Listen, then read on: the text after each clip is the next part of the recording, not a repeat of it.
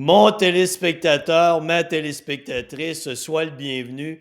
J'ai un invité tout spécial pour toi aujourd'hui et on a beaucoup de plaisir ensemble parce qu'on a fait plusieurs podcasts internationaux ensemble. Il est de retour pour nous parler de son défi Agrippa parce qu'il y a quelques années, il avait entrepris le défi. Lui est arrivé un petit accident de parcours, il a dû abandonner, mais il est de retour. Hermano, sois le bienvenu. Vas-y, Hermano. Bonjour Denis, bonjour à toutes et à tous. Je te dis non parce que Denis, je n'ai pas abandonné ce défi. On pourra y revenir, mais non, je n'ai pas abandonné. Tu as dit en introduction que j'avais abandonné. Non, je n'ai pas abandonné. J'ai mis en pause, mais OK, on y reviendra. oui, voilà. Hermano, je rectifie mon téléspectateur. Il a dû mettre en pause et il a repris. Hey, Hermano, quand s'est-on parlé de ton défi la première fois? Écoute, waouh, je saurais plus te dire, mais je crois que c'était début 2021.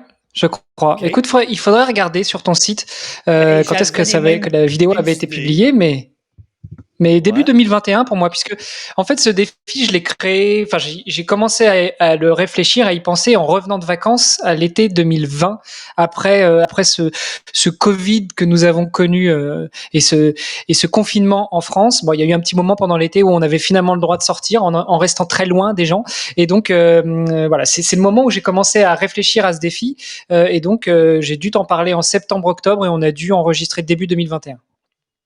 OK. Hermano, décris-moi le défi Agrippa. Ça consiste en quoi? Le défi Agrippa, ça consiste en une traversée de la France, du nord au sud, pour les connaisseurs, pour les auditrices et les auditeurs, pour les gros dodus, comme tu aimes à les appeler, français, qui connaissent le territoire français. Eh bien, c'est pour aller de la plage de Bray-Dunes, à côté de Dunkerque, à la frontière franco-belge, jusqu'à OK? Menton, à la frontière franco-italienne. Et l'objectif, ça va être effectivement de traverser la France, plutôt sur le flanc est de la France, alors sans passer par les Alpes, etc. J'ai quand même pas trop complexifié non plus le défi. Pourquoi? Tout simplement parce que je vais emprunter une ancienne voie romaine qui s'appelle la Via Agrippa, d'où le nom de ce projet. Et les Romains, faisant les choses tellement bien à cette époque, eh bien ils avaient tracé quasiment une ligne qui va du nord au sud en empruntant les Wow. voies les plus faciles, et donc on évite aussi une bonne partie du dénivelé français qu'on pourrait connaître si on avait traversé le Jura, les Alpes et autres. Voilà. Pour donner quelques chiffres, 6500 parce que kilomètres. Ouais, voilà, vas-y c'est quelques ça. chiffres. J'allais venir sur ces chiffres, puisque je sais que tes auditeurs chéris sont des fans de chiffres et de stats. C'est 1457 kilomètres, à peu Wow. près 18 000 mètres de D+.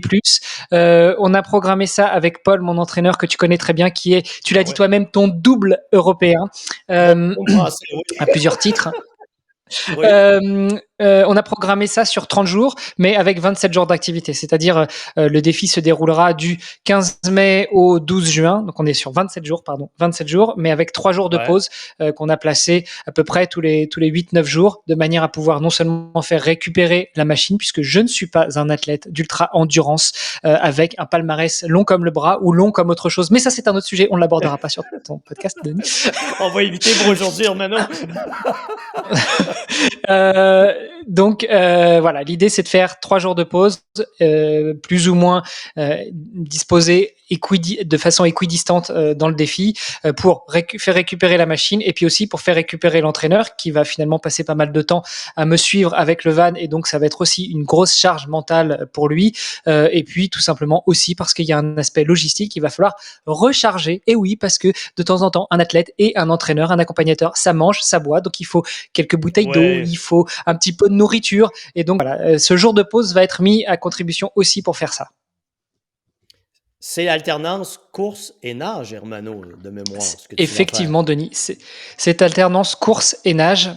Donc tous les jours, il y aura entre 50 et 60 kilomètres de course à pied. Ça dépend un petit peu des étapes qui ont été fixées. Et on va rajouter chaque jour 1 heure de nage. principalement en piscine. Malheureusement, j'aurais bien voulu faire ça en milieu naturel, mais la France, même s'il y a beaucoup de cours d'eau, ils ne traversent pas tous la Via Agrippa. Donc, OK. ce sera principalement en piscine. Et puis, dès que la possibilité nous en sera donnée, je nagerai en lac, je nagerai en rivière. Et puis, bien sûr, comme je vais arriver quasiment à la hauteur de Marseille et remonter jusqu'à Menton, eh bien, je vais longer la Méditerranée. Et donc, on va se faire aussi des sessions dans la Méditerranée. Hermano, tu me diras si je me trompe, mais tu as abandonné le travail pour devenir un athlète à temps plein. Mais non, Denis, je n'ai pas non plus Non! abandonné. Je n'abandonne pas dans ma vie. Ça ne fait pas partie Ah, de mon vocabulaire. Je n'abandonne jamais. t'as mis une Non, pause sur le travail. non plus, Denis, non plus, Denis. Tu dis n'importe quoi. Non, Tu travailles en faisant tout ça? je travaille en faisant tout ça. Bah oui, de temps en temps, il faut manger quand même. Mais oui, je travaille. Ouais. J'ai la chance d'avoir un employeur qui est très compréhensif et très conciliant. Et j'aimerais lui rendre hommage, si je peux le faire sur ton podcast, Denis. Tu peux le faire, on peut le saluer. Allons-y, Eh bien voilà, Hermano. donc on salue Grégory Herbé, qui est le fondateur de Player, un cabinet de recrutement tech et médias et finance, avec qui je travaille depuis quelque temps, et lui m'accompagne dans le sens où il est très flexible sur mon organisation professionnelle. Donc je peux travailler le matin, je peux travailler le midi, je peux travailler le soir, je peux travailler la nuit, comme bon me semble, de manière à Wow. ce que l'important, c'est que the job is done, que le travail soit fait et que je puisse aussi placer mes entraînements comme je dois le faire selon les recommandations de mon entraîneur. Hermano, tu es aussi père de 22 enfants de mémoire. Oui, c'est ça. 22,5. Voilà, on fait les choses. Non, oh, Denis, Denis, Excuse-moi. je suis. Ben, je me souvenais que tu étais très productif, Hermano. Mais je me Oui, souvenais tout plus à du l'heure, je te chiffre. parlais de la longueur du bras ou d'autre chose. Non, non, non, non, non. On a dit qu'on allait être correct. Hors de ce corps. Euh, je, je suis papa de 4 enfants, dont les 2 plus grands sont déjà des adultes, ils sont déjà installés, ils vivent déjà dans leur chez eux. Donc, il y a, bien sûr, on reste un parent ad vitam aeternam, mais ils s'assument. En revanche, les 2 derniers ont 14 et 2 ans et demi, donc ça demande aussi pas mal d'implication au quotidien. Oui, wow, c'est toute une organisation. Et tu es un jeune homme de 43 ans, Hermano? Exactement, presque 43 ans. J'aurai 43 ans à la fin de ce mois de mars, le 30 mars exactement. Donc dans 15 jours, on enregistre le 15 mars. OK, d'accord, enregistré. D'accord. Et là, Hermano, qu'est-ce qui t'est... OK, pour ton défi Agrippa, tu le fais pour également financer des organisations qui te tiennent à cœur. Tout Quelles à fait, Denis.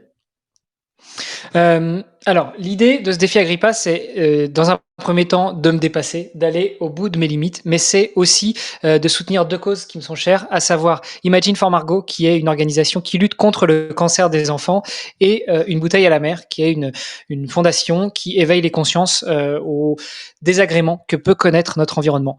Alors, je sais que de ton côté de l'Atlantique, il y a un vieux blond qui a dit il y a quelque temps que le réchauffement climatique, ça n'existait pas, qu'il n'y avait pas de problème au niveau de la planète ni au niveau du climat, qu'il fallait continuer à dépenser, à consommer, à surconsommer, etc., etc. Moi, c'est pas tellement ma vision des choses ni ma vision du monde, et c'est pour ça que je veux soutenir cette association qui fait beaucoup de choses pour mettre en avant, et ben justement tout l'impact de l'homme sur la planète, et puis les déboires que connaît cette planète. Comment obtiens-tu ton financement pour transmettre de l'argent à ces compagnies, à ces organisations? Eh bien, c'est un petit peu le point noir de ce défi. Jusqu'à présent, sur cette deuxième version, sur cette deuxième tentative, tout se passe très bien, que ce soit en termes d'entraînement ou autre, mais on pourra y revenir. Mais là où le bas blesse un petit peu, c'est sur la partie financement. Moi, je me suis engagé dès le début, quand j'ai imaginé, quand j'ai construit ce défi, à reverser au moins 10% de ce que je lève à chacune des associations. Donc 10% pour Imagine for Margot et 10% pour Une bouteille à la mer. Ça, c'est dans le worst case scénario. Dans le pire des cas, c'est-à-dire j'arrive pas à lever suffisamment d'argent pour ne serait-ce que rentrer dans mes frais, et donc bah voilà, je mettrai plus de ma poche pour apporter au moins 10% de tout ce que je lève à ces organisations-là. Si malgré tout j'arrive à lever suffisamment d'argent, eh bien tout ce que je lèverai en plus sera pour ces associations-là. Moi, je le fais absolument pas pour me faire de l'argent, je me fais pas pour me faire connaître, je le fais pas pour la gloire, je le fais pour me dépasser et pour mettre en lumière ces deux associations, ces deux fondations qui font des choses magnifiques, que ce soit pour les enfants ou pour la planète.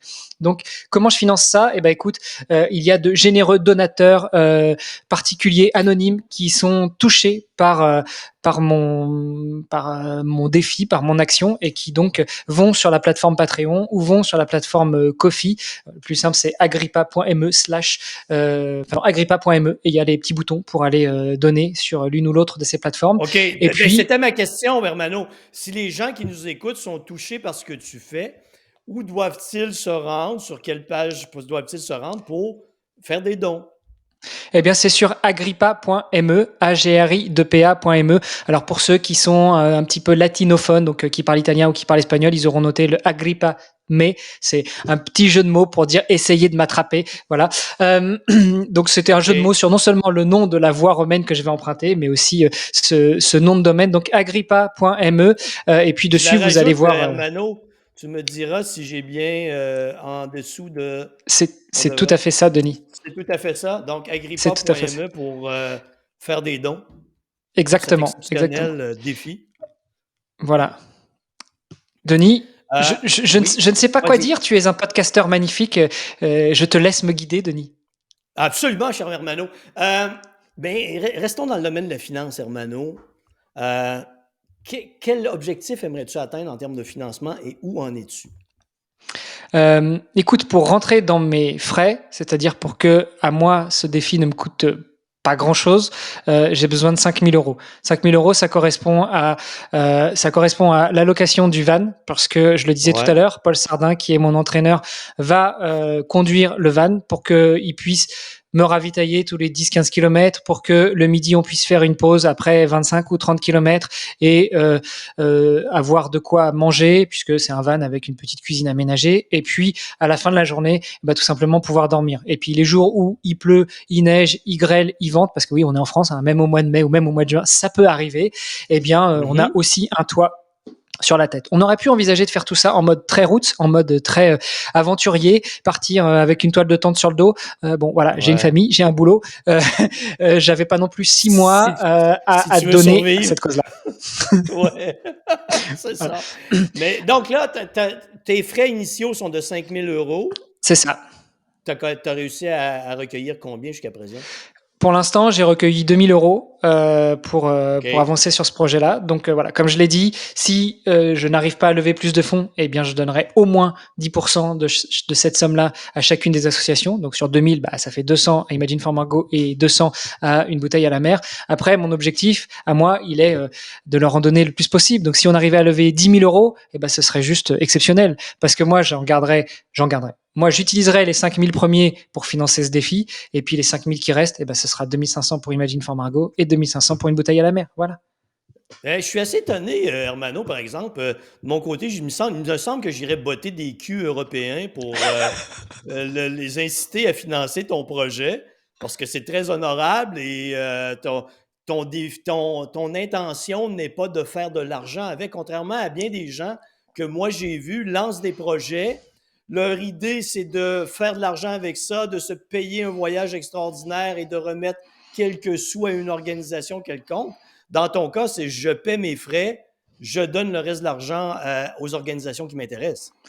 C'est exactement ça, Denis. Moi, encore une fois, mon intention, c'est pas de devenir riche, c'est pas de courir après la gloire. Mon intention, c'est de me dépasser et de soutenir ces deux causes-là.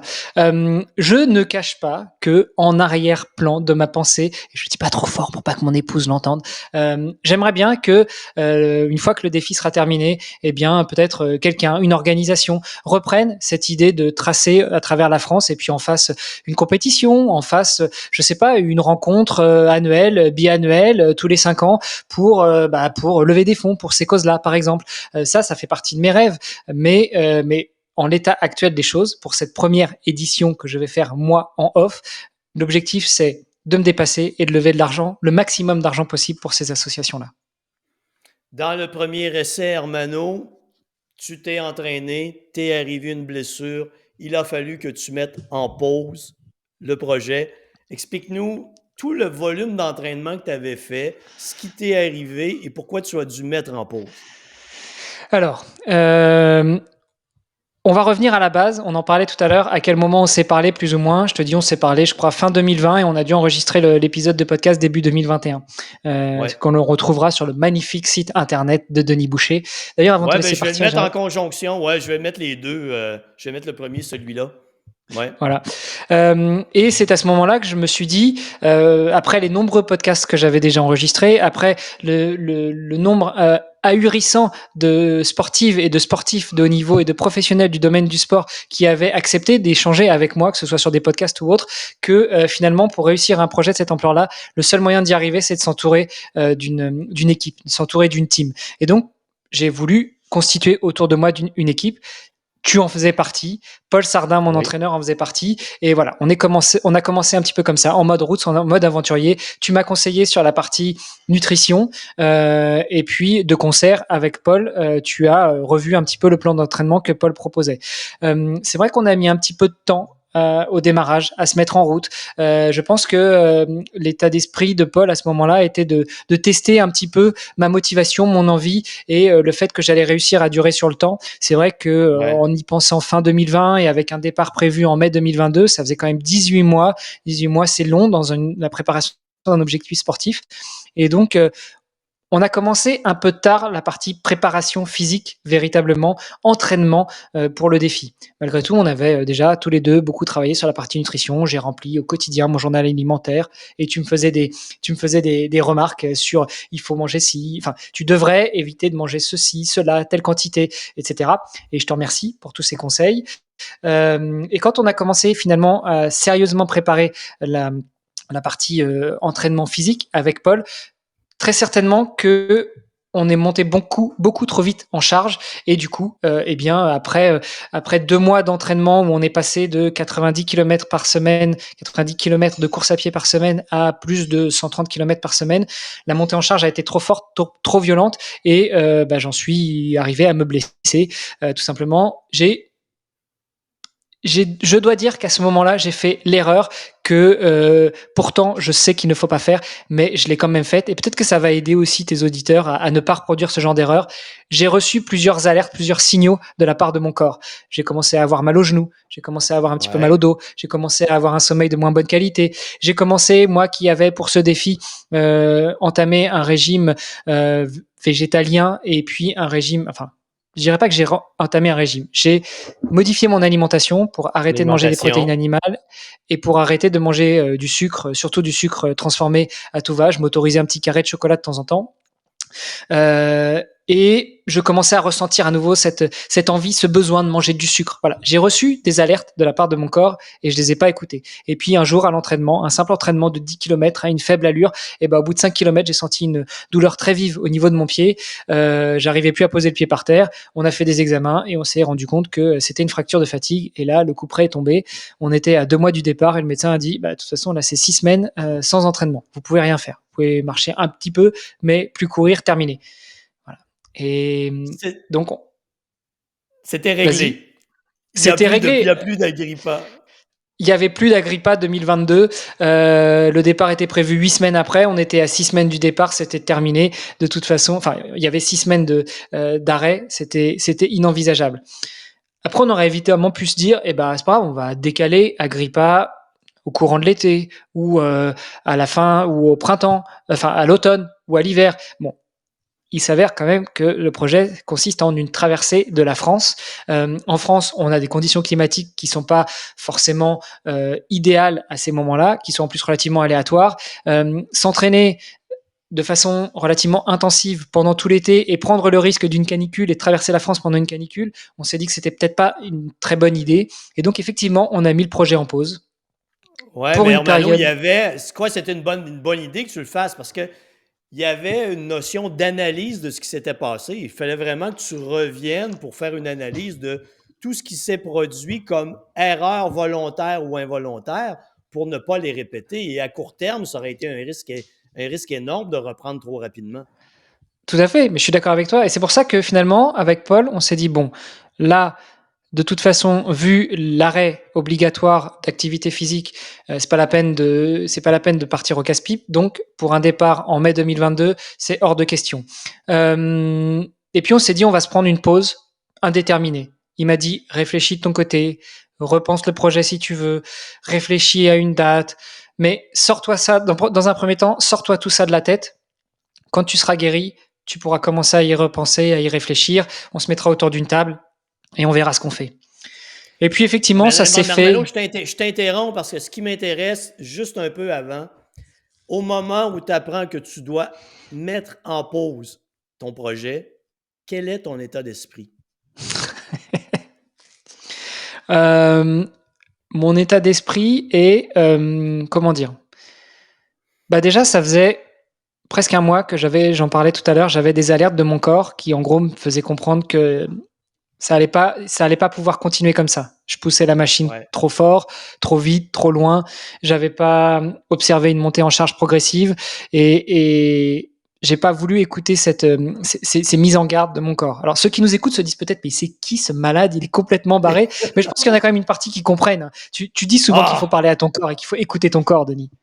Ben absolument. Et la plupart des gens ne le font pas. On est tellement orgueilleux, on croit tellement qu'on est invincible, qu'on peut tout réaliser par la force de notre esprit, qu'on n'écoute pas les signaux de base, comme tu le mentionnes, que notre corps nous envoie. Et là, tout ce que ton corps te disait, c'est Hermano, c'est trop. Hermano, c'est trop. Hermano, c'est trop. Hermano, t'es con, t'écoutes pas. Hermano, t'es vraiment rendu très con. Hermano, je suis plus capable d'endurer. Hermano, on arrête ça là. Voilà. Ou comment tu dis, Hermano, t'es cave, c'est ça? T'es cave, oui. J'ai enseigné cette expression en France. Et donc, si tu veux, quand le couperet de la blessure et du verdict de la blessure est tombé, quelque part, ça a été un soulagement. Déjà parce qu'on met des mots sur cette blessure. C'est pas juste une vue de l'esprit. C'est pas bah tiens, je pose le pied par terre, j'ai mal, mais en fait physiquement tu vois pas le pied enflé. Alors juste pour préciser, toi t'es médecin, tu pourras certainement en parler bien mieux que moi. Enfin t'es médecin, tu es docteur en physiologie, mais ce que j'ai compris d'une fracture de fatigue, c'est qu'en fait, c'est un abus de langage. On parle de fracture de fatigue, mais en réalité, c'est un stress trop important qui est exercé, en l'occurrence, sur un os, et que finalement, il y a une ou des fissures et qui malgré tout sont très douloureux et empêchent de pouvoir continuer à pratiquer une activité physique. Et si on continue malgré tout à courir au-delà de la douleur, là, ça se transforme véritablement en fracture, c'est-à-dire que l'os se fracture, se casse, soit de façon nette, donc on a 2 morceaux de l'os de chaque côté, soit on a juste une fracture, voilà, puis l'os tient quand même avec un petit bout. Mais bon, bref, on n'en était pas à ce stade-là, on était à au stress de fatigue, à la première étape qui est il y a des fissures sur sur un des os de mon pied qui m'empêchent de poser le pied, mais encore une fois on ne le voit pas physiquement, c'est pas enflé, il y a pas de sang, il y a pas de, c'est pas une fracture ouverte, et donc au bout d'un moment tu te dis mais en fait est-ce que c'est ma tête qui va pas bien? Et finalement, quand tu fais des examens, et en l'occurrence, on parle là d'une scintigraphie, il me semble, si je ne m'abuse, que c'est le seul moyen de pouvoir confirmer une fracture de fatigue, eh bien, déjà, d'un côté, ça soulage. Ensuite, ça soulage aussi d'un autre côté, puisque avec cette montée en charge qui n'a pas été si progressive que ça, mais qui, finalement, jusqu'à ce que je commence à avoir des signes de mon corps, j'avais l'impression, au bout d'un moment, d'être invincible. C'est un peu étrange à dire, mais tu vois, tu commences à courir, je me remettais en forme, je courais 30 km par semaine, et puis 50, et puis 60, et puis après on est passé à 80, et puis à 100, et puis après tu passes la barre des 100 km par semaine, ça commence déjà à être pas mal, et puis 120, et puis 130, et puis on se dit bah la semaine prochaine on va monter à 150 parce que le plan c'est de monter jusqu'à 180 avant le défi. Et puis entre 130 et 150 il se passe un truc mais tu réalises pas en fait. Et effectivement, tu te dis, ton corps t'envoie des signaux. Ton corps te dit, Hermano, t'es con. Hermano, t'es vraiment très con. Mais toi, tu te dis, mais non, je suis un bonhomme, je suis un guerrier, je vais y arriver.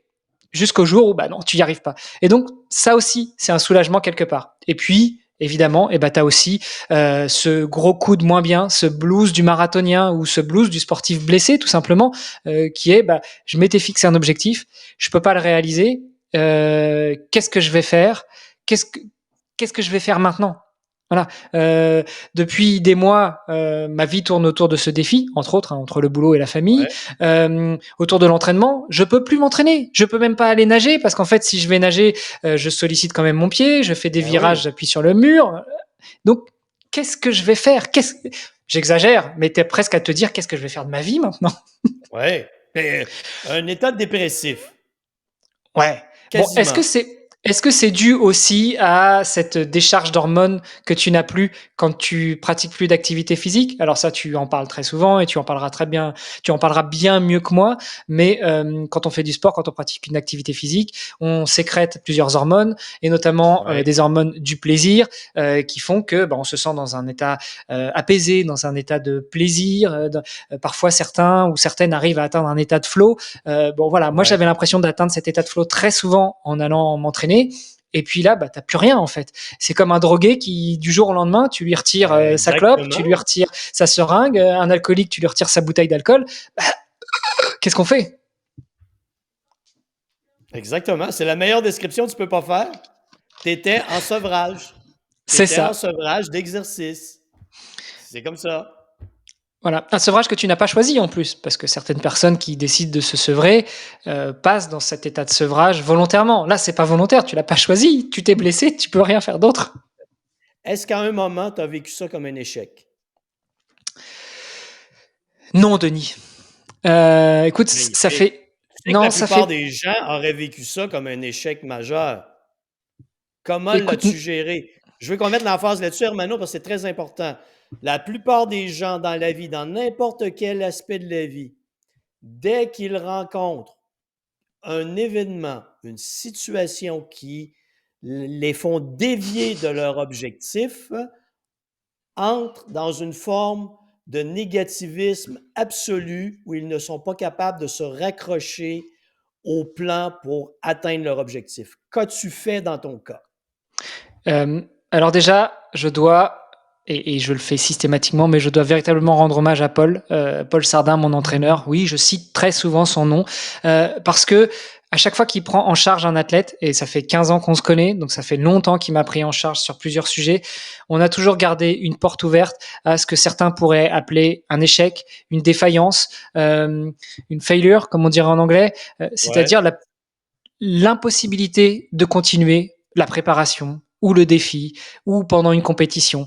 Et donc on s'y prépare finalement. Alors là, on est plus dans le mmh, domaine éventuellement de la préparation mentale, mais ça fait partie de l'entraînement. On en parle souvent et on se dit, bah voilà, si ça marche pas, si l'entraînement ne fonctionne pas, si pendant le défi on n'y arrive pas, si pendant le défi, eh ben, tu cours sur une route, tu traverses à un moment et il y a un taré qui arrive avec sa voiture et qui te renverse, bah stop, terminé, t'es blessé, tu peux pas continuer. Mais c'est pas malgré tout, ça n'est pas un échec, ça peut arriver. Donc on s'y prépare. Et puis, je ne l'ai pas vécu non plus comme un échec pour la bonne et simple raison, Denis, que c'était une blessure. Je pouvais envisager un jour de remarcher, de recourir, de renager, de refaire du vélo, de reprendre n'importe quel type d'activité. Et donc, plutôt que de regarder en arrière, ou plutôt de me dire, bah là maintenant, c'est la merde, c'est fini, je ne peux plus rien faire, j'essayais de regarder le roi devant et de me dire de quoi sera fait demain. Alors oui, je le disais tout à l'heure, il y a un moment, tu te dis, qu'est-ce que je fais maintenant? Maintenant que je peux plus courir, maintenant que ça fait des mois que ma vie tourne autour de ce défi, maintenant que ça fait des mois que ma vie tourne autour de l'entraînement, maintenant que ça fait des mois que la vie de ma famille tourne autour de l'organisation pour cet entraînement. Mais malgré tout, eh ben, je me disais, OK, là, pour l'instant, je ne peux pas faire d'activité physique, mais dans quelques semaines, dans quelques mois, on pourra reprendre et on pourra réenvisager de remettre sur pied ce défi. Ou pas, qui sait. ouais. Ce que je trouve, et je vais faire un hommage à Paul Sardin parce que je veux juste mettre les gens en contexte.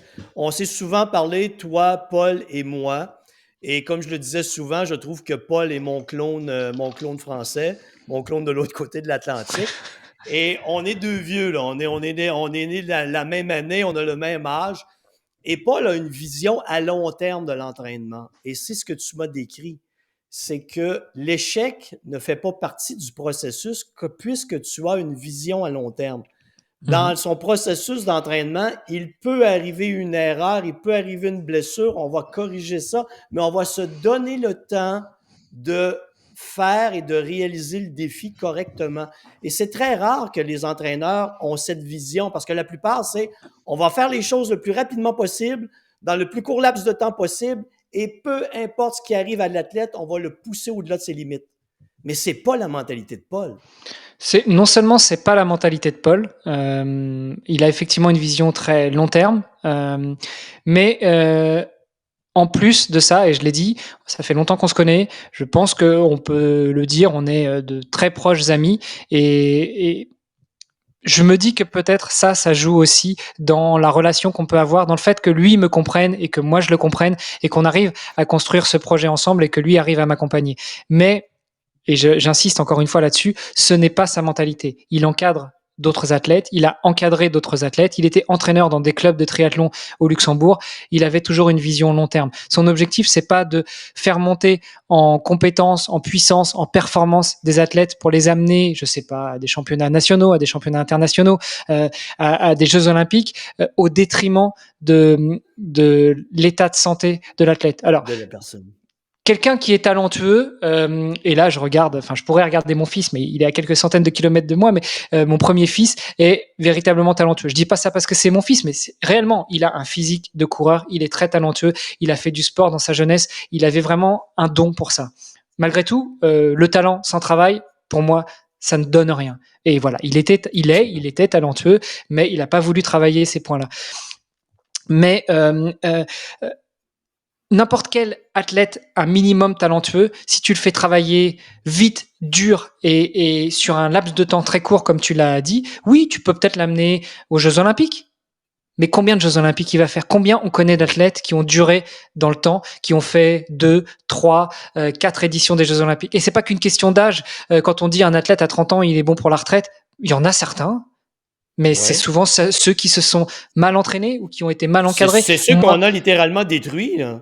c'est ceux qu'on a épuisés, qu'on a fatigués, qu'on a détruits. Moi, je suis persuadé qu'un athlète, au sens noble du terme, un athlète ou une athlète qui prend soin de lui, qui se connaît et qui est bien encadré par une équipe et pas uniquement par un entraîneur, peut perdurer dans le temps. Et j'ai des exemples auxquels je pense, et je suis persuadé que si on évitait de mettre la performance à tout prix devant, d'élire la performance comme le Saint Graal, on arriverait à une performance bien meilleure.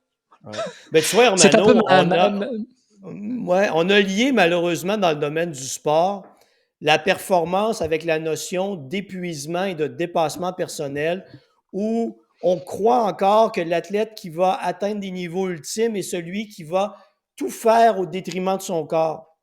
Quand en réalité, c'est vraiment une progression étape par étape, très lente, avec une structure globale d'entraînement où tu vas t'occuper de la nutrition, de l'entraînement, de la psychologie de l'athlète, de l'aspect émotionnel, de la vie familiale. On tente de séparer l'humain de la performance elle-même quand il faut tout considérer d'une personne pour être capable de la propulser vers des sommets et c'est pas en l'épuisant qu'on y arrive. Je suis totalement d'accord avec toi, Denis. J'allais t'appeler Bertrand tout simplement parce que je repensais à Bertrand Soulier que tu as reçu sur ce podcast-là, Oui, qui lui a édicté comme règle il y a longtemps sa fameuse méthode SAM, sommeil, alimentation et mouvement. oui. Mais comme tu le disais, le sport, l'entraînement et voire même la performance, puisque il faut pas se le cacher, c'est pas non plus un gros mot, la performance, c'est un ensemble. Il faut tout prendre en considération, le sommeil, l'alimentation, l'entraînement, la famille, l'environnement, l'aspect psychologique, tout, et pas uniquement s'épuiser à la tâche.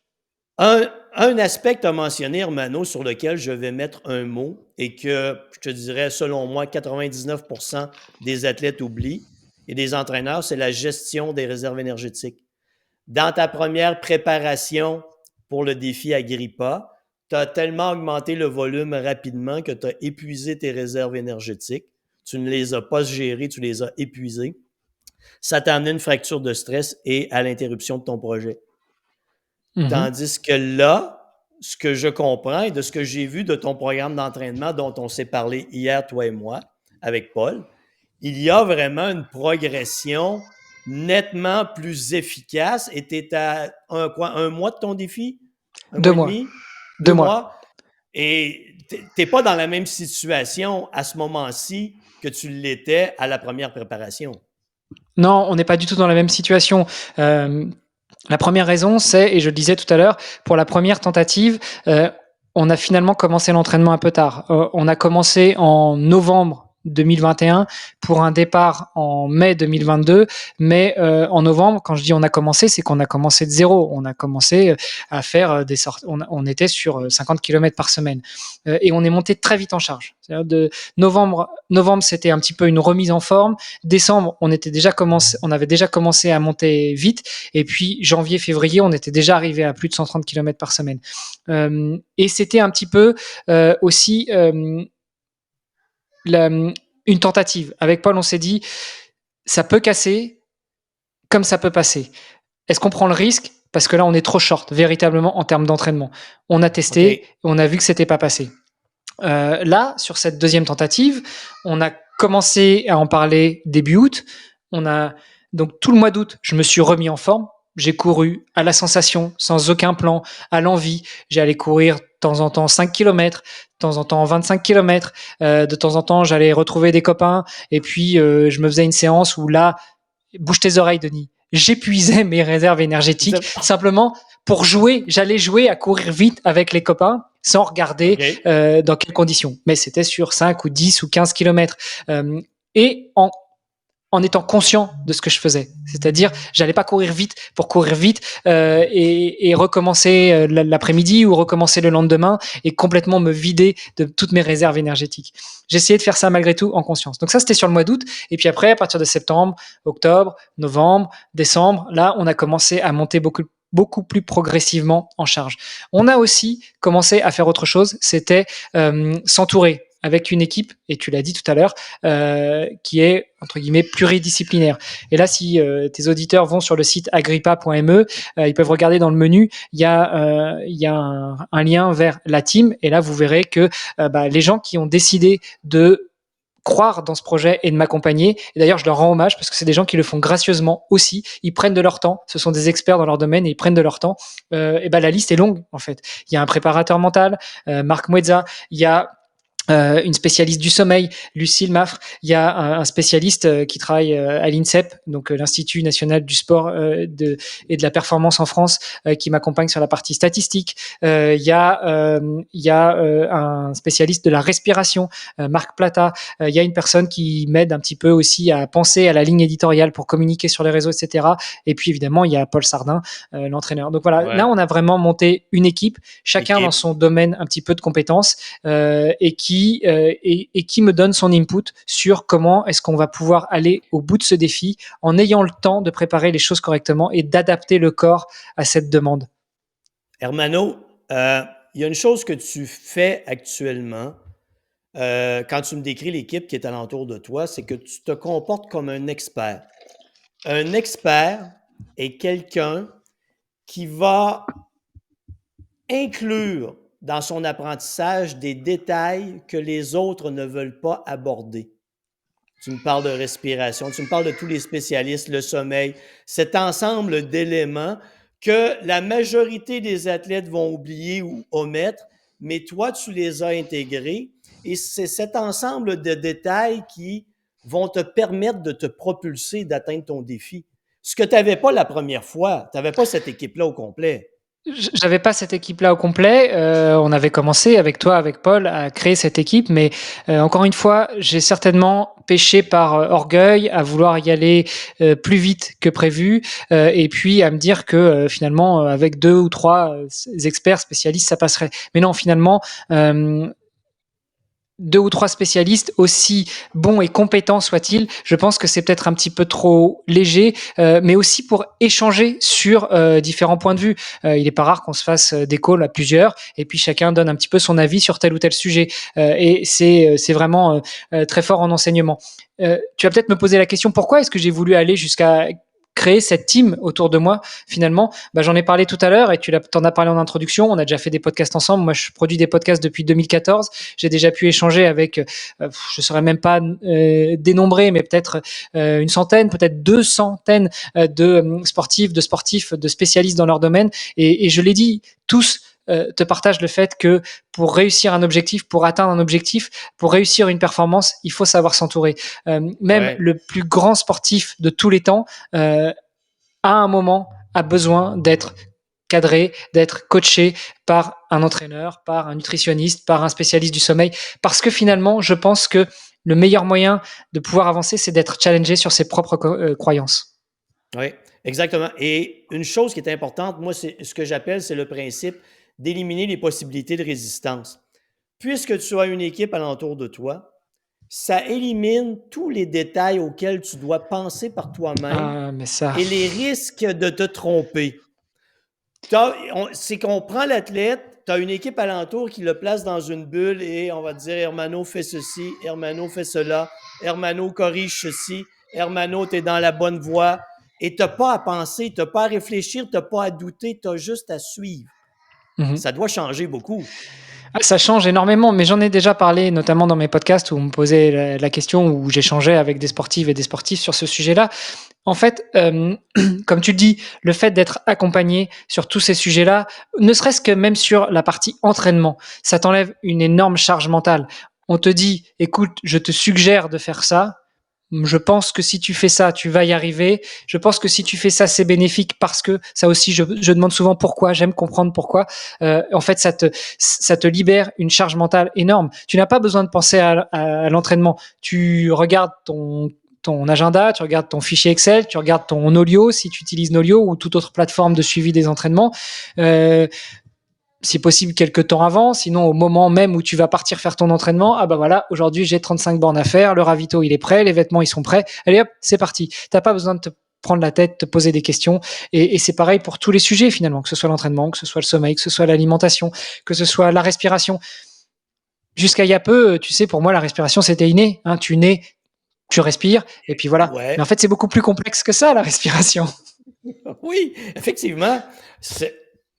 Ce sont tous des détails qui viennent bonifier tes capacités. Et On est d'accord. donc, c'est certain que tu augmentes tes capacités de façon exponentielle par rapport à ce que tu faisais avant. C'est Mhm. une très grande différence.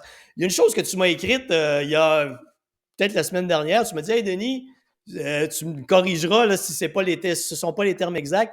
Hey Denis, j'ai fait une petite sortie de 30 kilomètres. Pour toi, 30 kilomètres, c'est rendu quelque chose de tout à fait normal et naturel, alors que d'autres personnes, à s'entraîner pour un marathon, 30 kilomètres, c'est quelque chose d'énorme. Et pour toi, tu pars et 30 kilomètres, c'est pas plus grave que ça. Bah maintenant, oui. Maintenant, après Oui, cet maintenant, oui. entraînement de qualité, oui. Tu sais, je me souviens que lors de la première tentative, on avait beau être monté à 120, 130 km par semaine et on allait s'orienter doucement vers 150. L'une des dernières grosses sorties que j'ai faites, avant d'avoir ces douleurs d'abord au genou et puis après au pied, c'était 32 km et ça me paraissait abyssal. Maintenant, bah oui, on a pris le temps de monter en charge progressivement, de faire des entraînements progressifs, de faire tantôt 10 km, tantôt 20 km, tantôt 30. Et oui, effectivement, maintenant 30 km, c'est une sortie facile.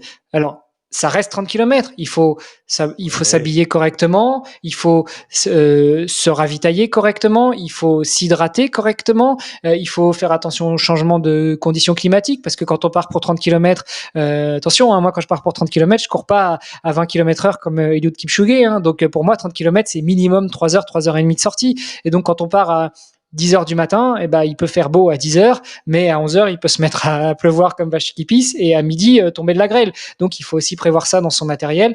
En fait, on se rapproche un petit peu du fait de partir pour un ultra trail. Il faut penser à avoir toutes ces affaires-là avec soi.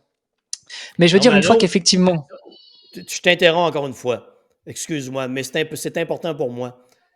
Ton langage est très différent de l'athlète imbécile qui dit moi, je vais courir 30 km le plus vite possible sans préparation. Toi, avant même de mettre un pied sur l'asphalte, tu as effectué une préparation globale de tous les éléments qui sont essentiels à ta course et après, tu te lances. mais je confirme. Et encore une fois, tout le mérite en revient à la team et à Paul en particulier, qui m'a préparé à me préparer à tout ça. Voilà. Et donc, pour revenir sur ta question, oui, effectivement, maintenant, pour moi, 30 km, c'est une sortie classique. Et, il arrive plusieurs fois dans la semaine qu'on fasse des sorties de 30. Là, dans 2 jours, je prends l'avion pour aller rejoindre Paul à Luxembourg, puisque je ne réside plus à Luxembourg depuis quelques mois. Et puis, on va peaufiner un peu la préparation. Samedi, on a 60 km de prévu. Dimanche, 65. Lundi, on fait une pause. Et mardi, on refait 65 km. Alors, ça me paraît toujours un peu vertigineux de partir sur des distances comme ça, mais ça peut expliquer aussi que maintenant, pour moi, après 5 mois d'entraînement à monter en charge progressivement, 30 km, c'est facile. Mais attention, et là, je lance un gros disclaimer. C'est pas parce que c'est facile pour moi, maintenant, que ça va l'être pour tous tes auditeurs et toutes tes auditrices. 30 km, ça reste 30 km. Et puis, on parle de 30, mais on pourrait parler de 6, de 8 ou de 10 km, que ce soit en marche ou en courant. Je pense que l'essentiel, c'est d'être libéré dans son esprit, dans sa tête, être prêt à relever ce challenge, ce défi, cette micro-aventure. Et puis quand on a un objectif qui est fixé, et si possible suffisamment long terme, et pouvoir se dire ça rentre dans ma préparation. Donc cette étape-là, c'est aujourd'hui 30 km, et puis demain, ce sera un 20, et puis samedi, ce sera un 60, etc., etc. Hermano, tu parlais de la notion de flow. La manière dont tu cours, ça amène les gens, et c'est ce que j'expliquais à mes athlètes d'ultra-endurance, il faut que tu arrives dans un état où ton esprit est tellement libre que c'est ton corps qui court et ta tête se fait transporter. Mm-hmm. Est-ce que c'est le feeling que tu as? C'est le feeling que j'ai. Je pense que tu entends mon petit bonhomme qui hurle derrière. Je suis désolé, mais voilà, on est en condition réelle d'enregistrement. Hein. Écoute, aucun problème avec ça, Hermano. Écoute, c'est ce que je ressens, et je dirais même que pour moi, la sensation de flow, elle est encore plus marquée par le fait que j'ai l'impression de me détacher de mon corps quand je cours. Je sais pas si c'est des éléments qu'on t'a déjà apportés en parlant de cet état de flow, mais moi, j'ai véritablement l'impression de me voir courir, en fait. Et c'est à ce moment-là où je sens que mon corps et mon esprit sont alignés et que j'ai l'impression de me voir courir, que je suis dans une espèce de transe. Je reproduisais ces états mentaux en laboratoire et on appelait ça hypnose alerte active. Mm-hmm. Et toi, tu t'es entraîné à le reproduire, ça s'enseigne par des techniques spécifiques, mais toi, tu y es arrivé avec toute ta préparation, ça a émergé de façon quasi naturelle et c'est exactement à ça qu'on doit se rendre si on veut se dépasser. Pas de soucis, pas de questionnement, pas de doute, on laisse aller. Tout simplement. Je suis tout à fait d'accord avec toi. Le flow. Oui, voilà. T'en es rendu où là, dans ta préparation? Est-ce qu'il y a des choses? OK, je reprends. Je fais une parenthèse. La motivation, est-ce que ça te tente à tous les jours d'aller courir et d'aller t'entraîner? Toujours. Ouais, magnifique. Toujours. Écoute, on n'est pas revenu forcément sur mon passé, mais j'ai un passé de triathlète amateur. Voilà, je faisais du triathlon à un niveau régional, on va dire. Je me suis amusé. J'ai été parfois sélectionné pour les championnats de France quand j'étais jeune. Voilà, c'était marrant. Et il y avait clairement des jours où j'avais pas envie d'aller m'entraîner. Il faisait pas beau, il pleuvait, ou même il y avait trop de soleil. Et là, la motivation était pas au rendez-vous. Depuis que j'ai commencé à réfléchir à ce défi, que j'ai commencé à m'entraîner, qu'on parle de la première tentative, mais encore plus de cette deuxième tentative depuis début août 2022, il n'y a pas un jour où j'ai pas eu envie d'aller m'entraîner. Wow! Exceptionnel. Si je le comprends bien, tu consacres ta vie au sport dans un but de développement personnel. Non seulement de développement personnel, mais aussi j'ai envie d'évangéliser tout le monde pour démontrer que le sport, finalement, c'est un état d'esprit et c'est aussi une façon de vivre et que le sport ou plus généralement le mouvement, c'est la meilleure chose pour entretenir son corps en santé. Hermano, je suis en train de verser une larme parce que tu viens de dire évangéliser et tu sais que je suis le seul homme dans l'univers à pouvoir répandre la divine parole d'exercice. Denis, tu peux pas savoir ce que tu me fais plaisir. J'allais te dire que il n'était pas question de terminer cet épisode sans cette phrase fétiche. elle, elle remonte à longtemps. Hey, je crois qu'elle a marqué quelques auditeurs en France, hein, de Oui, votre oui, oui, côté. oui, oui, oui, oui, tout à fait. Hey, dis-moi, Hermano, je sors un peu de ton défi Agrippa. Au niveau des podcasts, qu'est-ce qui se passe de ton côté? Parce que tu es un producteur incroyable de podcasts. C'est quoi les projets sur lesquels tu travailles actuellement? Écoute, j'ai travaillé sur. D'ailleurs, on s'est rencontrés au moment où je produisais Nip Sport. Oui, Ça s'est arrêté effectivement. il y a quelques années. D'ailleurs, on en reparlait hier. On a fait un magnifique épisode où on a parlé du pendule de Foucault. Et je me souviens qu'on avait beaucoup ri pendant cet épisode. Denis, je te remercie. Allez chercher Nip Sport sur Internet et puis tapez pendule de Foucault. Vous trouverez les premières fois où Denis m'a impressionné avec cette fameuse phrase qu'il est le seul homme habilité sur Terre à répandre la divine parole d'exercice. Donc, il y a eu Nip Sport. Il y a eu Place au sport. Il y a eu plus récemment le podcast de Nakan avec Grégory. On a Ouais. produit 4 saisons, donc pendant 4 années consécutives, à raison de plus ou moins un épisode toutes les 2 semaines. Et Où puis, j'ai été voilà, le grand consultant suprême, il faut le tu as mentionner. été le grand consultant suprême pendant les 4 saisons. On faisait appel à toi régulièrement pour parler avec nous d'alimentation, d'énergie, de réserve énergétique, de conditions d'entraînement, de gros dodu, hein, Denis. Oui, des gros dodus. Hey, j'ai d'ailleurs vu, je crois, une entrevue sur Nakan avec un auditeur qui s'est appelé ex-gros dodu ou quelque chose de genre parce qu'il avait perdu du poids et qu'il avait Oui, entendu sur un de nos podcasts l'expression gros oui, dodu. tout à fait. Je te dis, tu as évangélisé en Europe, hein, Denis. Et donc, il y a eu Alléluia. Nakan qui s'est Ouais. arrêté après cette 4e saison. Voilà, Greg est passé sur un autre projet, toujours du podcast, toujours pas en parlant de sport, mais en ayant sur des sujets un petit peu plus approfondis. Je pense notamment à l'un de ses derniers épisodes où il aborde le sujet de la puissance en course à pied. Et je vous invite toutes et tous à aller écouter. Ça s'appelle Transition. Ouais. Et puis, en parallèle, depuis novembre 2020, eh bien, j'ai lancé Devenir triathlète avec Olivier de Scooter. Et là, on reçoit des professionnels du triathlon, alors quand je parle de professionnels, je veux dire des experts, mais aussi des pratiquants, des pratiquantes de triathlon de haut niveau, de moins haut niveau, et puis on aborde tous les sujets autour du sport et de la performance.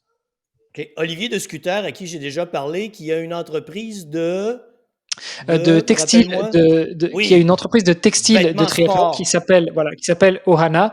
D'ailleurs, le podcast s'appelait avant Ohana Triathlon. Et puis, après une petite saison, on a changé le nom pour l'appeler Devenir triathlète pour être en relation directe avec le livre que l'on a coécrit qui s'appelle aussi Devenir triathlète. Et c'est finalement un livre qui se lit comme un guide où à 7 mains, donc avec 7 experts, sous la direction d'Olivier, eh bien, on a écrit le guide de comment devenir triathlète. Pour ma part, j'étais en charge de la partie matérielle, donc j'ai abordé sur Ouais. une soixantaine de pages comment se mettre au triathlon et comment devenir triathlète et comment performer en triathlon avec quel matériel. On a un chapitre sur l'entraînement, on a un chapitre sur l'alimentation, on a un chapitre sur la prévention des blessures, on a un chapitre sur le time management. Voilà, c'est le livre qu'on a Wow. lancé à l'hiver 2021 et c'est comme le livre s'appelle Devenir triathlète, eh bien on a renommé le podcast du même nom. Voilà. Disponible sur Amazon? Disponible sur Amazon, bien évidemment, et dans toutes les librairies françaises, Fnac et autres, que ce soit en présentiel ou en ligne. Ah, magnifique. Est-ce que le succès de l'ouvrage est bon? Est satisfaisant pour Euh, toi?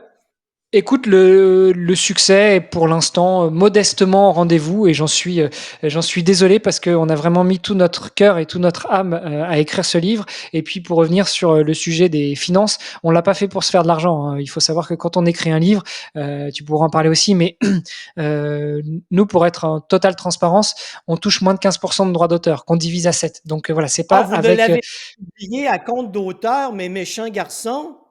non, on l'a pas Et, publié à compte d'auteur. On a fait appel à une maison d'édition qui par ailleurs est très bonne, ah, qui j'ai pas de a doute.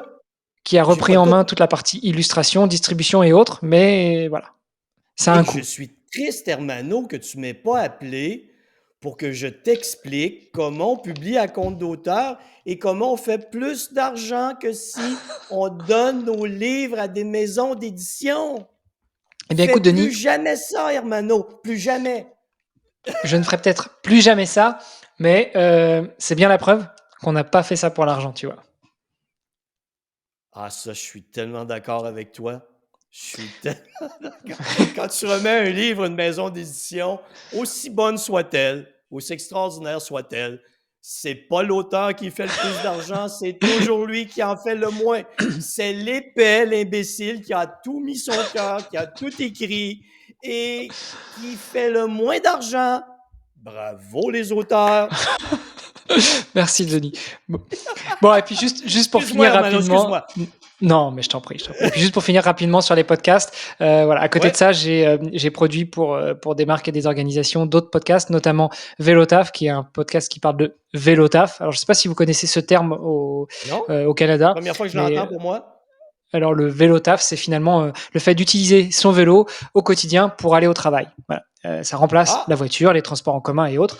Donc, on a produit une quarantaine d'épisodes sur ce sujet-là avec OK. des experts de renom. Et j'ai même terminé le podcast. J'ai pas encore publié l'épisode, mais ça ne devrait tarder, avec une interview de Tristan Nito. Alors pour les plus geeks d'entre nous, peut-être que ça leur parlera. C'est l'un des cofondateurs de Mozilla, la fondation, et notamment le Ah, navigateur OK. Firefox. Voilà. OK. Je Euh, pensais au vélo taf, Hermano. Moi, ça serait pas très compliqué, hein. Je prendrais le vélo de mon hangar et je l'amènerais dans mon bureau à la maison. Donc, c'est moi qui transporterais mon vélo.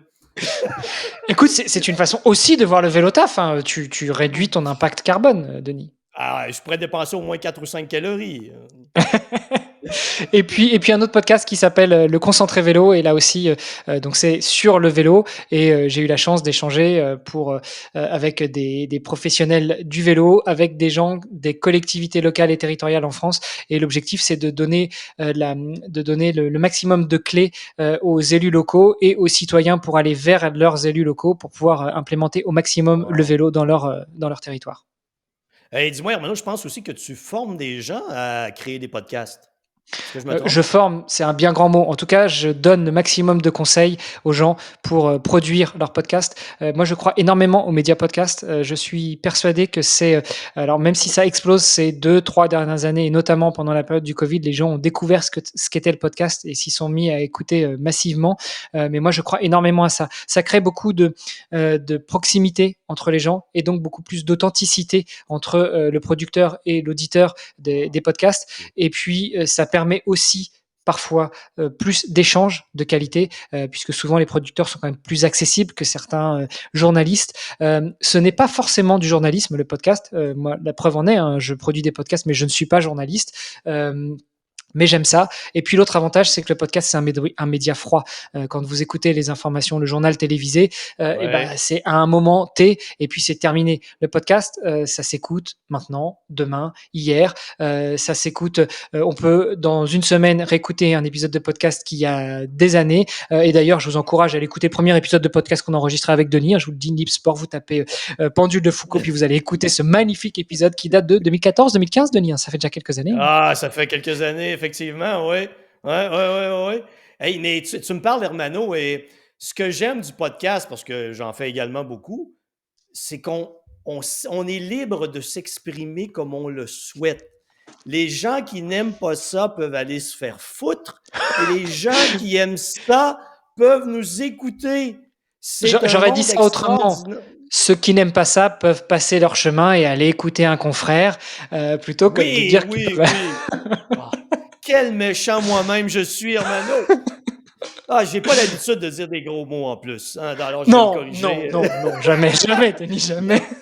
Mais, puis on en jasait hier, Hermano, c'est cette liberté de dire, je peux faire un podcast de 30 secondes, je peux faire un podcast comme on fait probablement d'une heure 30 ensemble, je peux en faire un de 10 minutes, 15 minutes. Tantôt, j'en ai enregistré un qui a duré 30 secondes pour raconter que dans ma série Inspecteur paranormal, qui est une série de romans que des gens m'écrivent pour que l'inspecteur paranormal, Luc Richard, aille faire des exorcismes à leur maison ou chasser les esprits. Et je suis obligé de rappeler que ce n'est qu'un personnage de fiction. Mais toute cette dimension agréable, intéressante, et tu te fais connaître et tu peux vivre de ça. Là. Tu peux vraiment organiser ta vie pour dire, je raconte des choses en podcast, en vidéo, et ça va me permettre de vivre avec ma passion. C'est une Écoute, ère extraordinaire. oui, oui. J'aimerais juste pas qu'on tombe dans les travers du podcast parce que c'est extraordinaire pour ceux qui ont des choses intéressantes et authentiques à dire. Ça peut l'être aussi dans d'autres travers comme peuvent l'être les réseaux sociaux et autres. Et donc, j'aimerais bien qu'on tombe pas dans ces travers-là. Voilà. Ouais, Mais non, rien ben, à voir écoute, avec ce qu'on est en train de faire ou d'échanger, Denis, bien oh, ouais. sûr. Non, non, effectivement. Non, c'est certain que quand tu entres dans la discrimination, la violence et des conneries du genre, ça mériterait d'être sorti à coups de pied dans le cul de la place. Mais écoute, ils sont là, on les écoute pas, puis on est assez intelligent pour comprendre qu'on a affaire à des crétins. Je suis bien d'accord avec toi.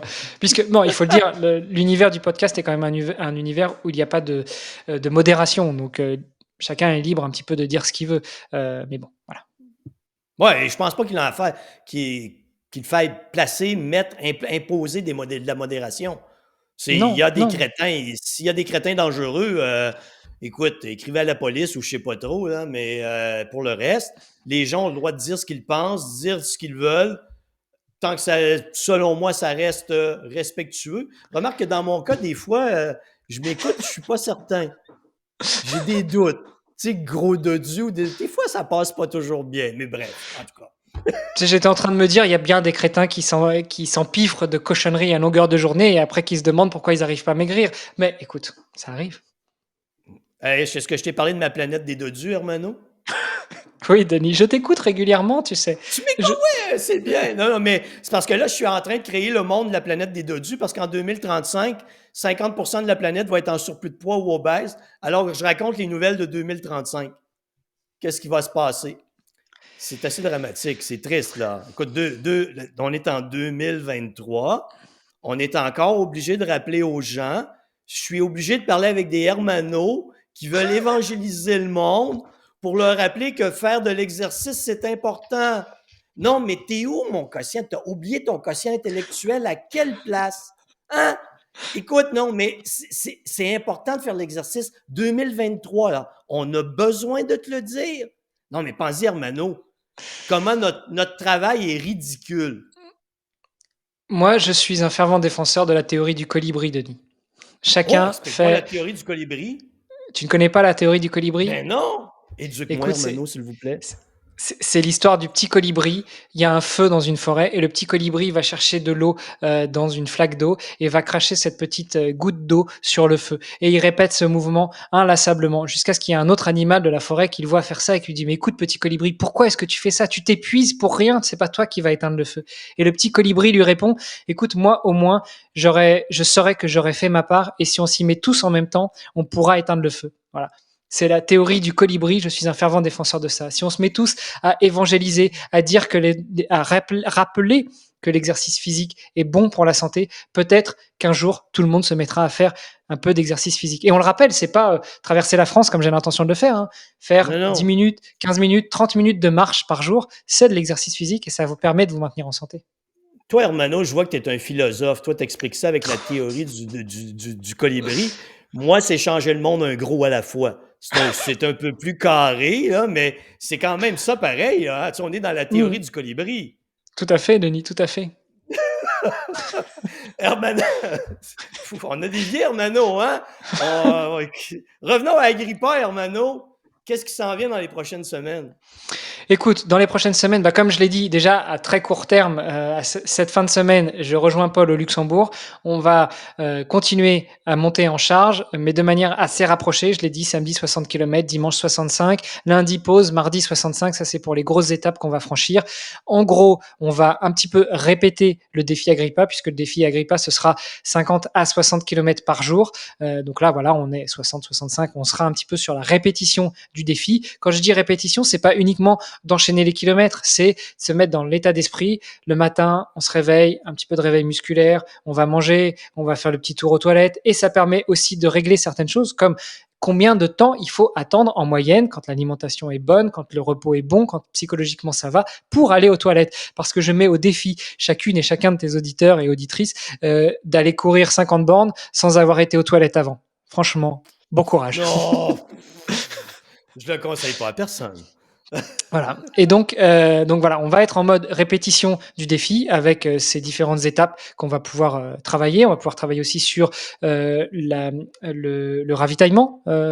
Qu'est-ce qui passe bien, qu'est-ce qui passe pas bien, qu'est-ce que j'aime bien, qu'est-ce Ouais, que au bout de 60 km, est-ce que j'ai envie de manger une tablette de chocolat, est-ce que j'ai envie de rester sur des oléagineux, est-ce que j'ai envie, besoin d'avoir un gel, tout ce genre de choses. Bon, moi j'ai déjà mon idée préconçu, prédéfini là-dessus, mais on verra avec Paul justement ouais, comment est-ce qu'on va ajuster tout ça. Ça, c'est pour les premières étapes à très court terme. Ensuite, on va faire un petit peu de surdistance, donc on va monter jusqu'à des sorties de 70-80 km. Ça, c'est un double intérêt. Le premier, c'est faire de la surdistance, donc de travailler plus que sur des distances qu'on va être amené à faire. Encore une fois, il peut y avoir un problème, on n'en sait rien. Peut-être que le van crèvera et puis la prochaine ville, elle sera à 15 km et donc ce jour-là, au lieu de faire 60 km, et ben on en fera 75. Et ben comme ça, au moins, je l'aurais fait une fois pendant la préparation et je saurais à quoi m'en tenir.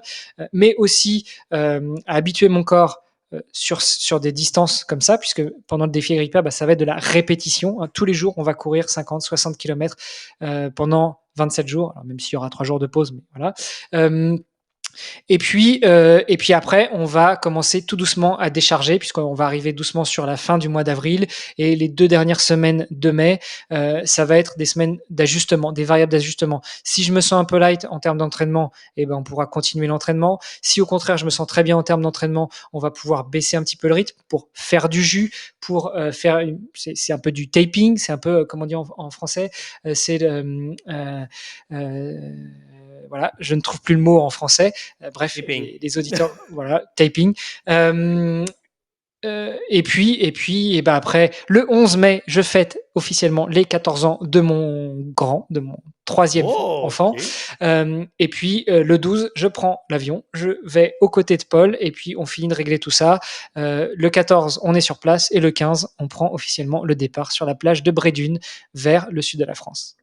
Est-ce que ça va être documenté live en vidéo, Hermano? Parce que je te vois régulièrement courir avec ton téléphone et là, tu nous racontes ta vie à la course à pied. Qu'est-ce que tu fais dans la noirceur, la lampe dans le front? Écoute, t'es vraiment incroyable. Est-ce que tu vas nous faire ça pour notre bonheur Je personnel? vais, je vais faire ça pour votre bonheur, pour ceux et celles qui veulent me suivre avec plaisir. Alors, ce sera pas forcément du live, hein, ce sera plutôt des montages rapides qu'on Ouais, va faire dans la soirée. Et je dirais même que là aussi, je me suis entouré d'une personne de ma team. Voilà, mon grand Mauro de 14 ans dont je parlais tout à l'heure m'a dit, Papa, tu m'enverras les vidéos, je te ferai les montages, je te les mettrai sur TikTok et sur Instagram et tout ça. c'est Donc bien. voilà.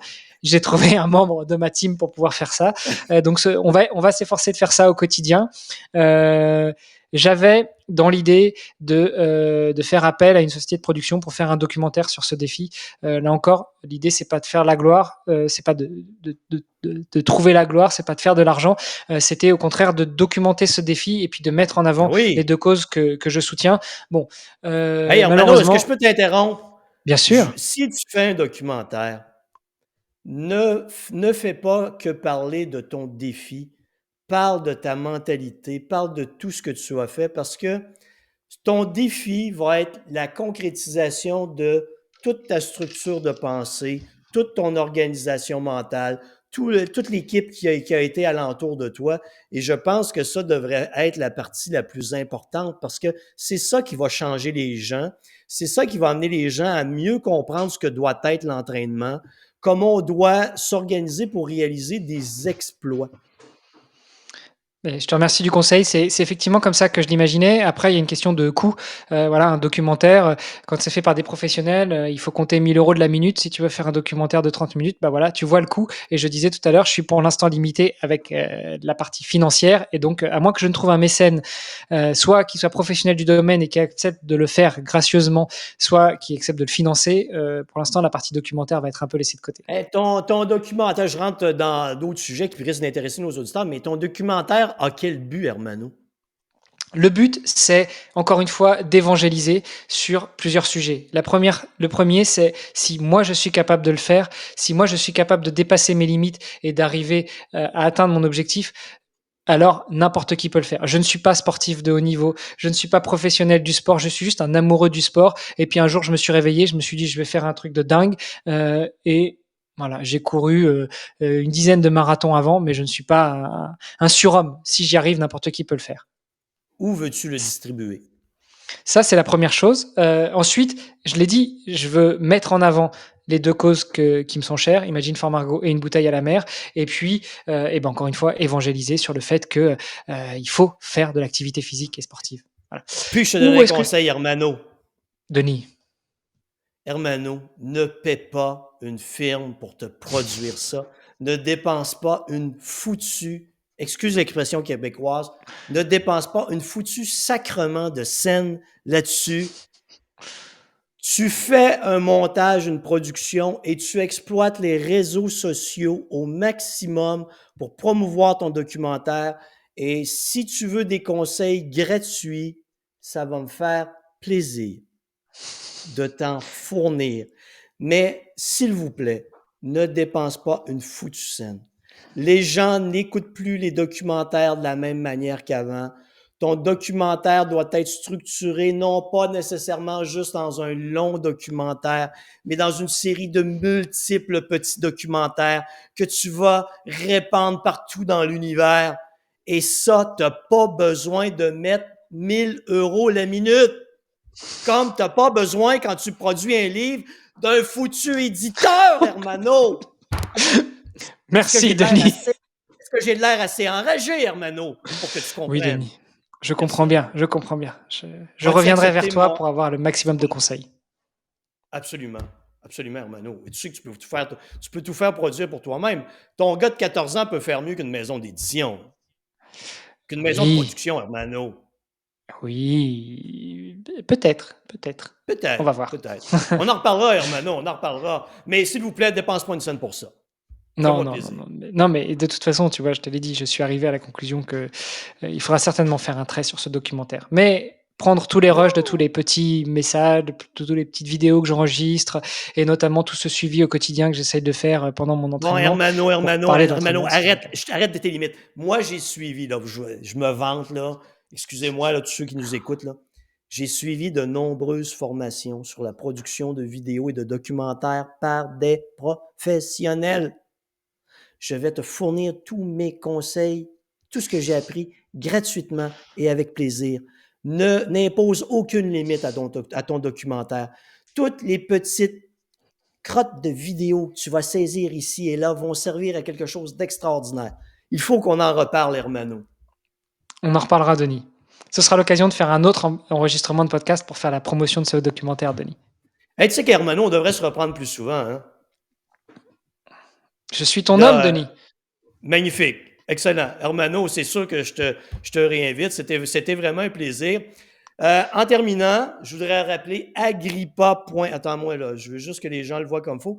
Hey, ce que je peux dire, je vais me permettre de dire quelque chose de méchant, Hermano. Euh, J'envoie ça, agrippa.me. Je suis un peu déçu, Hermano. Je dois te parler du maudit français. Tu sais, parce que nous autres, au Québec, des fois, quand on parle de vous autres, là, on les appelle les maudits français. Parce que je t'explique le contexte et je t'explique où je veux venir. Moi, il y a des gens de la France qui m'écrivent. Ils me demandent des conseils ou des analyses de ci ou de ça. Ils pensent que c'est gratuit. Alors, quand je leur dis, oui, je peux le faire, mais ça va te coûter tant. Ouais, mais putain, c'est quoi cette histoire, mec? Tu veux me voler, quoi? Tu veux me charger de l'argent? Va te faire foutre, putain! Et ça, c'est la réponse que j'ai. Et là, je leur réponds poliment, ouais, mais foutu, enfoiré. Comment est-ce que tu penses que je vis, moi? Hein? Je gagne mon argent comment, crétin? Comment est-ce que tu crois que je paie mes factures à la fin du mois? On dirait que le français pense que tout est gratuit. Et là, ce qui me déçoit, c'est que j'ai fait un lien là. Comme je crois qu'il pense que tout est gratuit, il ne veut pas sortir d'argent de ses poches pour financer un magnifique projet comme le tien qui va servir à aller donner de l'argent à des organisations extraordinaires, des organisations que tu as à cœur. Et aujourd'hui, j'aimerais dire, Hermano, que le français me déçoit et que je lui botte le cul et que je l'invite à aller sur agrippa.me pour faire un don. Bah, J'invite les Canadiens à le faire, Hermano. Denis, je te remercie pour ce coup de gueule dont tu as le secret et d'avoir mis ça en avant. Et puis, je voulais juste compléter qu'effectivement, vous allez sur agrippa.me, vous trouvez 2 boutons pour donner, soit sur Patreon, soit sur Ko-fi. Et ce sont 2 plateformes qui reçoivent les dons et qui savent très bien gérer les paiements en dollars américains, en dollars canadiens, en d'autres devises. Donc, quel que soit l'endroit du monde où tu te trouves, toi, mon gros dodu, toi, mon cher auditeur, toi, ma chère auditrice, appuie sur le bouton et donne argent. J'ai exagéré, je suis parti dans ton délire, Denis. Hermano, c'est parfait comme ça. Hey, Hermano, c'était tellement un plaisir. Hey, je te remercie d'avoir été là. Écoute, on fait le suivi de ton projet et je te réinvite pour discuter de toute autre chose qui pourrait être intéressante pour nos gros auditeurs. Je te remercie, Denis. C'était vraiment un plaisir d'être avec toi à nouveau, de pouvoir échanger avec autant de sympathie et puis sans aucun garde-fou. On a dit ce qu'on voulait, comme on voulait, quand on voulait, et voilà. On a même dit des gros mots. Fais gaffe, tu vas te faire bannir de chez YouTube, mais bon, voilà, tu le sais. Hey, je me suis fait bannir de Facebook récemment. Tu ne le savais pas, hein? J'ai un nombre de plaintes astronomiques et je comprends pas pourquoi. Je suis d'une douceur et d'une gentillesse incroyable. Mais tu sais, tu parlais des maudits français, mais moi, il y a un truc qui m'impressionne de l'autre côté de l'Atlantique, c'est que on prend l'exemple des États-Unis. On est majeur à 18 ans. On peut voter à 18 ans. Par contre, on ne peut boire de l'alcool que à 21 ans. Mais d'un autre côté, on peut regarder du porno. On peut avoir une arme à partir du jour où on est. Et voilà, écoute, il y a des antagonismes dans la façon de penser, dans la façon d'être, qui fait que il y a des Oui, foutus Français, il y a des maudits Français, et puis il y a des états d'esprit différents au Québec. et je vais t'annoncer que le prochain président des États-Unis, il va te plaire. Ça va être de nouveau ton ami Orange dont tu m'as parlé tout à l'heure. qui disait qu'il n'y a pas de problème sur le climat, etc., etc. Hey, il faudrait parler du climat dans un prochain Hermano. Écoute, on en parlera. Tu risquerais de me détester. Moi, je suis Parce que, pro-environnement, mais tu risquerais de me détester. parce que tu as un bon Sincèrement. gros SUV dans ton garage et tu Ah non, continues non, à non, consommer comme un cochon. j'ai une voiture hybride, mon cher. Je Mais donc, consomme très, très peu d'essence, mais il faudrait que je te parle de ma vision du réchauffement climatique en tant que scientifique. Mais on ne l'abordera tant que, pas, là. On l'abordera pas tant- là, là. On tant l'abordera que tu pas me dis pas là. que c'est un problème d'alimentation des gens qui génèrent trop de méthane, ça me va. OK. Non, je vais te dire une affaire. Moi, Hermano, en terminant, là, OK? On a le droit de se laisser aller, là. Moi, je pense, c'est méchant ce que je vais dire, c'est très rare, je suis méchant. Je pense qu'aucun gros sur la planète ne peut être écologiste. Aucun gros sur la planète ne peut prétendre qu'il fait attention à l'environnement. Pourquoi? Parce qu'il mange plus que nécessaire. Et s'il mange plus que nécessaire, c'est donc qu'il exploite davantage les ressources de la planète. Il exploite trop les ressources de la planète. Alors, la prochaine fois qu'il voudra parler d'environnement, il faudra qu'il maigrisse. T'es pas d'accord, Hermano? Dis-moi là, est-ce que j'exagère? Non! Oui! Non, merci. Voilà, merci, Hermano, merci. C'est vrai. C'est. Écoute, je pense que sur cette bonne parole d'exercice, tu peux clôturer, Denis. Ah, OK, bon, c'est bon. Hermano, agrippa.me, merci, à une prochaine. Merci, Mon gros Denis. téléspectateur, ma grosse téléspectatrice, à la prochaine.